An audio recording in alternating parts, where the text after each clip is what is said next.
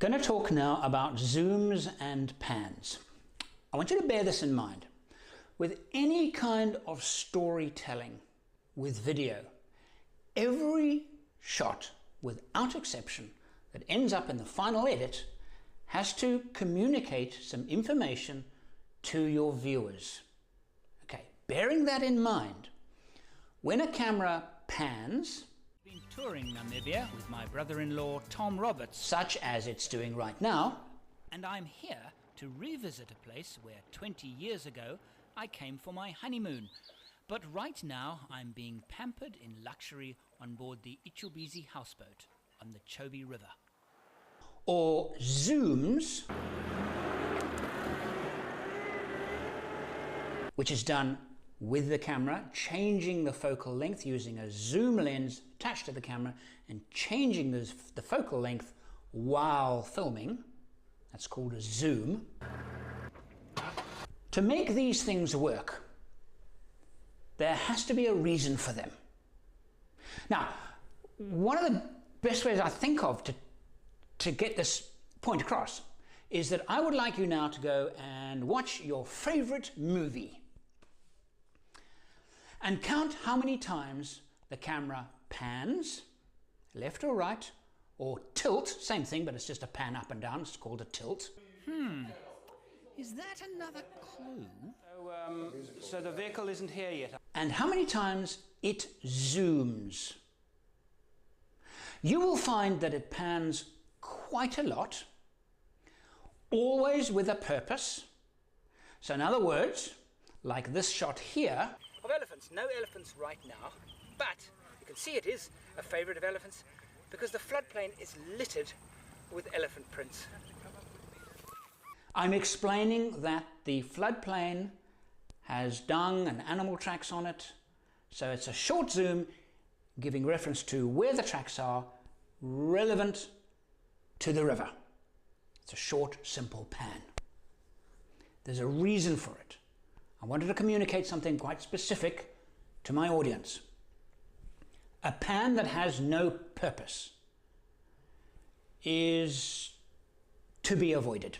In your favorite movie that you've just watched, or part of it, you would have noticed that all the pans are there for a reason, for the similar reason. You're pointing out something to your audience, and it's given relevance by moving the camera, pointing the camera and tilting it up or panning it across. It's giving you the information that your audience needs to understand the bigger picture. Zooms do exactly the same thing. So a zoom that has no purpose should be avoided. They look amateurish. And I think I'm right in saying that no matter what movie or video you've just watched, your favorite, you probably didn't see one zoom. Zooming for the sake of zooming has to be very, very specific. In other words, when zooming, you're saying to your audience, I want you to focus on that. It's kind of pulling you in. And it's kind of reached its limit. It's boom. Okay, or likewise, if it's reversed, if it's close up and it zooms out, it's doing the same thing as a pan. It's giving reference from that object of what it happens to be. It looks like a two-door, but it's actually a four-door. Reference to something else, the bigger picture. Come to Zimbabwe to find out if it is once again suitable for tourists. The bottom line is this. When panning, do your best to follow a moving subject. Look at this, for example. Now that pan was it's just following an animal.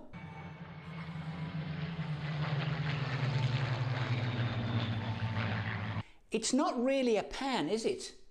Because the subject stays static in the frame. It doesn't actually move. So while it's a pan, it's not seen as a pan. It's not noticed as a pan because your subject stays static in the frame. That's great. That when you need to pan, a car going by, an animal going by, airplane flying overhead, whatever it happens to be, absolutely fine to use a pan in that situation. Absolutely fine. But panning a wide shot to another wide shot, unless you've got a nice frame to start with and a nice looking frame to end with, a pan can sometimes be a little bit amateurish. Make sure that if you're going to pan from left to right, it does the same job as a tilt up. It gives reference from one place to another. Panning too fast and making the frame blurry, unless it's used for a very specific storytelling effect, don't do it. It's troubling to the eye. The eye can find it quite difficult to watch a pan left and right for a number of reasons. Panning close up, where the frame is very blurry, should be avoided, unless again you have a specific creative reason for doing it. On its own, by and large, unless it has a purpose, they can look very amateurish.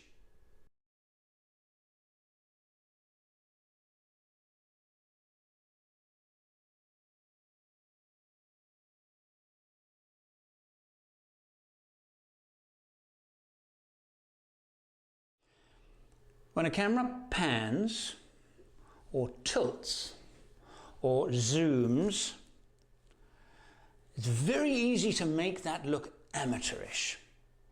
Here's how to avoid that. Tilting or moving the camera is absolutely fine when following an object.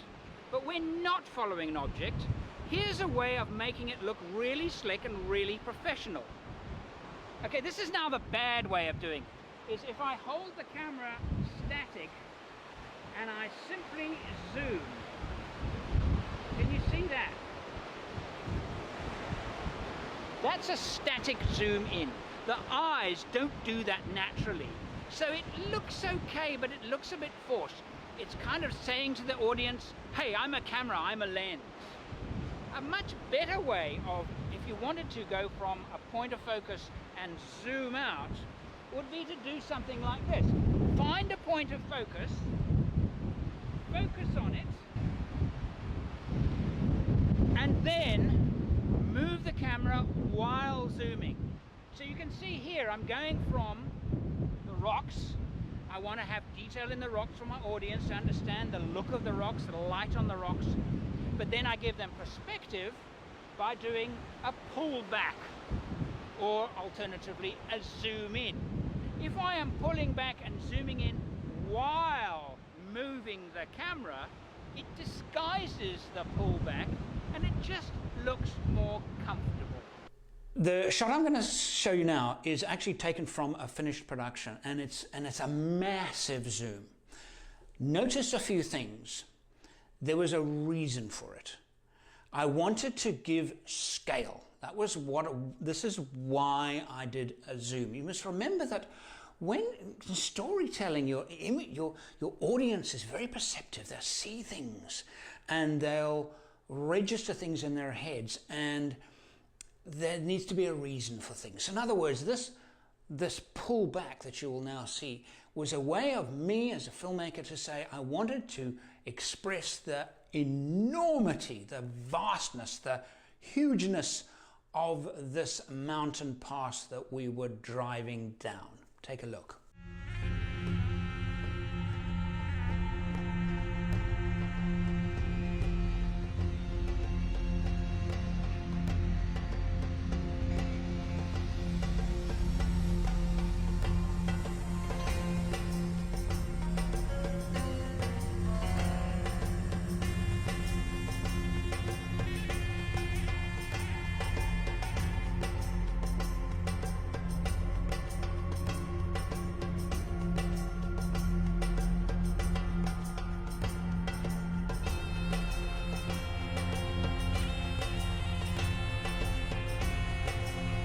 Wow, I can't remember a pass this dramatic. It reminds me of...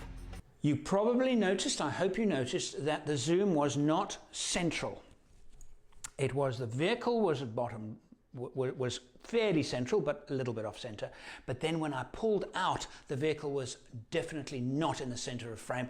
The vehicle was bottom right. and the huge mountains were top left. So I maintained a nice composition all the way through. Now, panning. The 4-second rule. Use the 4-second rule when panning. And the reason for that is that I could do a shot of this to this, and I've got one shot. But if I use the 4-second rule, I can turn that into 3 shots, which means I have a subject, I frame it up nicely, and I count to 4 without moving the camera at all. Then I pan onto my next subject, and again I hold the frame for at least 4 seconds, and then I turn the camera off. What that results in is that I've got a static shot that I can use. I've got a pan that I can use. I've got a static shot that I can use. So instead of just having one shot, I've got 3 options in my edit suite. Here are some examples. Whenever you're moving the camera, no matter what you're doing with the camera when tilting, panning, zooming, there has to be a reason for it. So make sure there is a reason. There's no point in just panning from here to there where the bit in the middle doesn't give any extra information. It doesn't help the story. If you need to go from that point to that point and in the middle is not relevant to the story, then do a static of that and a static of that and don't do a move. Another way of making a pan look really nice is this. I'm following the subject. Subject is now moving through frame, and I pan faster than the subject is moving onto the mountains. Then I hold the camera still and the subject re-enters the frame. What that does is it says to in terms of the story, this thing is going there. Look how amazing it is. So again, I have the choice. I can use the front part of just the vehicle moving. I can use the pan onto the mountains. There's even a short piece there where the subject, before the subject enters frame. And then there's the beautiful mountains where the vehicle is going to, and it's going. And you could use this with any moving subject. Vehicle is an obvious one. Animals moving onto a desert plain or into a forest, or something moving overhead, animals running overhead, or somebody running, or a bicycle, where the bicycle, they're going on this bicycle challenge, and the bicycle, and then it goes on to where they're about to go to. So it gives the story depth, and it's saying to your audience, wow, look where they're going. Alternatively, look where they've come from. Do that in reverse. Go from this amazing thing and then pull back and find your subject, and you realize, hey, my subject has just been there. It's great for storytelling.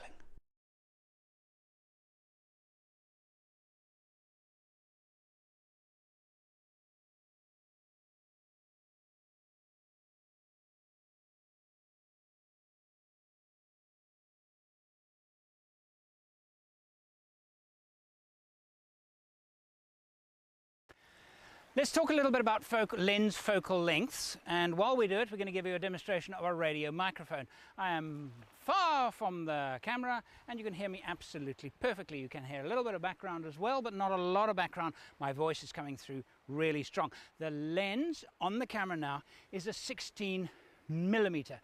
Those millimeters is the focal length, the length between the focal point of the lens and the focal plane where the CCD is, that length. The lower the number, 16, it means it's wide angle.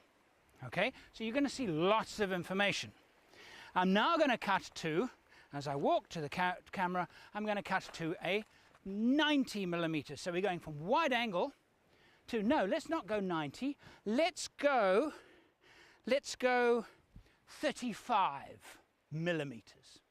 35 millimeter. So as our number gets higher, the magnification becomes higher as well. But it's still 35 millimeters, still quite a wide lens. It's not a super wide like the 16 millimeter was, but it is certainly starting to get narrow. Okay, I'm now going to move towards the camera And at this point here, I'm going to put on a 90mm lens. Can you see what it's doing to the background? It's compressing things, isn't it? And it's now, might be much closer on my face, but it's also making the background less relevant because it's starting to go out of focus. It's starting to become, you can't see a lot of detail. It's narrowed it down. So now, as a filmmaker, as a storyteller, the higher the focal length, the more that you go into your subject, excluding other things. In other words, it's not just man walking next to a river, it's now man. Okay, so now you've come in on the detail, and now it's just me talking to camera. We can go a lot further. I'm not going to move. I'm going to stand in my exact same position, and I'm now going to go to a 200mm lens. Now can you see at 200 what's happening to the background? The background is being eliminated. You can still see a little bit of detail, but I'm in focus and the background is out of focus, which means all the focus is on me. You're just seeing the edge of the truck there, so there's still some relevance, my position relative to the truck. The moment the truck disappears from frame completely, then there's no relevance. Unless you've established it with a shot beforehand, there's no relevance. The audience won't know that I'm standing next to a truck. In fact, they won't even know that I'm standing next to a river because the background is now being eliminated. Let's have a look at the same shot, same position at 400mm. Notice how the background now, I'm not relative to anything. You can't even see, there's no focus in the background. It's a bit fuzzy and you can't see the truck in the foreground. It's just me. So why would you want a shot like this? Well, this brings your audience into, it basically is a way of saying to your audience, nothing else matters but what's going on here. What is this person saying? How are they feeling? Because you're this close, you're nice and bold and close, and the background is now irrelevant. You've already told your audience where this person is. They know already. Now you're getting into the detail. This is where filmmaking is magic, because now it's the expression, it's the whites of the eyes, it's the nuances that create a lovely story. Long focal lenses do that for you. One step further, I'm going to now take the aperture, because the aperture is now quite wide. Because it's quite wide, it's differentiating the focus. Background is out of focus. I'm in focus. If I now close the aperture, the background will start coming into focus. Do you want that for your storytelling? I don't know. Have a look at the differences and you decide. Now that same shot with f-stop down to f36, which is a very, very small opening, very small. And now can you see the difference in the background? Is that background being more in focus, contributing to your story, to the look that you're looking for, or is it detracting from the look? You make that decision. Generally speaking, in this kind of thing, I think it's nicer if the background is out of focus, because it then pulls the audience attention in to exactly what you want. Now I'm going to look at that same 400mm with an APS sensor. So in other words, the camera will crop the image and only take the center portion, because I've told the camera to simulate an APS sensor. Have a look at this. With the Sony camera set to APS sensor, Sony is one of the few cameras where you can actually select. It's got a full frame sensor, but you can tell it whether to shoot cropped APS or full frame. And that basically just gives you really good versatility, extra range with your lenses. But enough of that now. How do I look? How do I look in frame? Background completely out of focus. You're nice and close on me. You cannot see really much else in the frame at all. I'm basically it's just me. No other detail at all. I should mention now though that beyond about 200mm, you're going to need the camera, you need to mount it on something. Because it's going to be too shaky.